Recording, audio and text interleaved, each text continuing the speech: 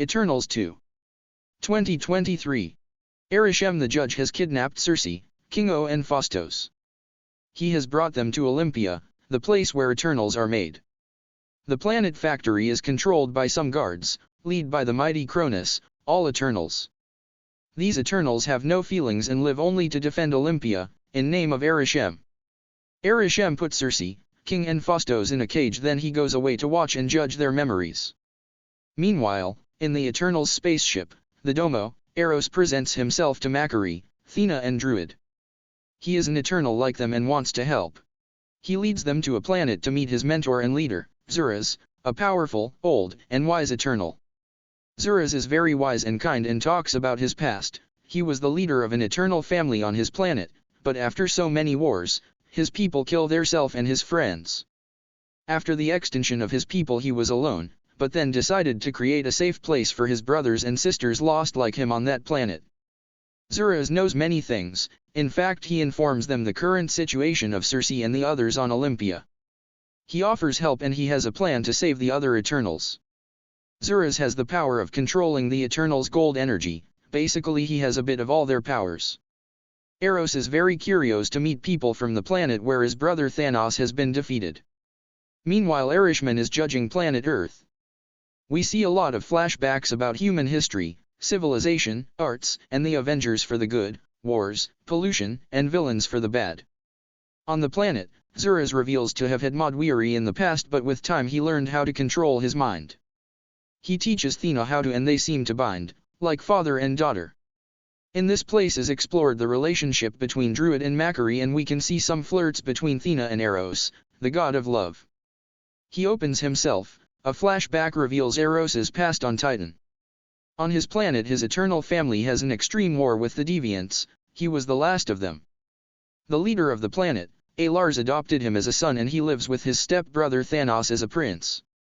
Thanos was completely different in the look and in the ideas, he was born with a deviant gene that made him big, ugly, and purple.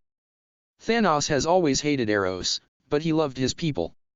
During the fall of Titan all of his family died and he managed to survive thanks to Zuras, who found him in the space. Eros is a survivor, but then with Zuras and Pip the Troll decided to aid Zuras' mission and help other Eternals. Meanwhile in Olympia General Cronus is very severe. Circe, Phostos, and Kingo can see behind the bars how they are just the product of a factory. They reflect on what they are and their lives on Earth. Zuras and Eros know where Olympia is thanks to Zuras' memories restored by Modwiri. They go there by the Domo with a plan to liberate the others. They arrive, fight some guards clones, and finally their friends are free. Now all the Eternals are back together. They all fight the remaining guards and defeat Cronus. They have won and Zuras asks and take the golden spheres from Circe and Eros to cure the minds of the guards, making them free. Suddenly Zuras stabs Macquarie in the back. She dies. She was the strongest. All the Eternals are shocked, especially Druid. We discover that Zuras is evil. It's revealed that he has remained the last on his planet because he had killed his fellows Eternals, after Modwiri, and has let his people be killed by the Deviants. Zuras' plan is to go against the Celestials' will. He wants to destroy Olympia and kill all the Eternals around the galaxy. They have doomed hundreds of planets, killing all their people for the births of Celestials.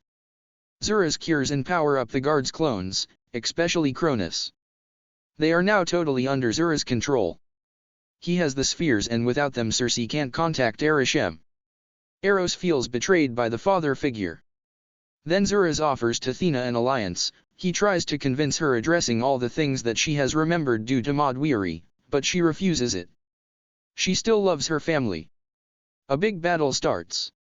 Circe, Phostos, Kingo, Athena, Eros, Pip the Troll fight against the guards, Cronus, and Zuras. The Domo is destroyed. Druid with a broken heart for Macquarie faces Zuras with an angry emotional speech, but he can't nothing against Zuras, that kills him. The sacrifice of Druid allows the Eternals to immobilize and finally defeat Zuras. Circe takes back her golden sphere and calls Arishem. He appears and immobilizes everyone. He is very angry but then understands the situation, watching the memory of his faithful soldier Cronus. Zuras is judged guilty and he is killed. Arishem is impressed by the Eternal's spirit, fighting Xurus and defending Olympia, and after having seen what humans have done in centuries, he judges humanity worthy to live. He forgives the Eternals and makes them free to live their lives. However, due to Tiamut's death, he decides not to protect planet Earth anymore. Then Arishem disappears. Our heroes can finally rest and celebrate. Pip teletransports everyone on Earth. Phastos comes back to his family, King O to his movies, both retiring by the action. Cersei wants to find Dane Withman, but now he's the Black Knight alongside Blade. Thena decides to go with Eros and Pip in different planets, exploring the galaxy. The Eternal family greet and hug each other, before leaving. Post-credits. First. Pip, Eros and Thena are drinking in a space pub. A slim figure gets closer asking, "Is anyone searching an adventure?"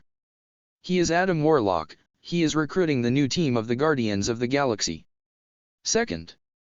Something ancient is moving through space. Something is looking for some planets to eat, and the Earth has no protection now. Silver Surfer goes fast on his board in the darkness of the space, behind him a shadow of his owner, Galactus.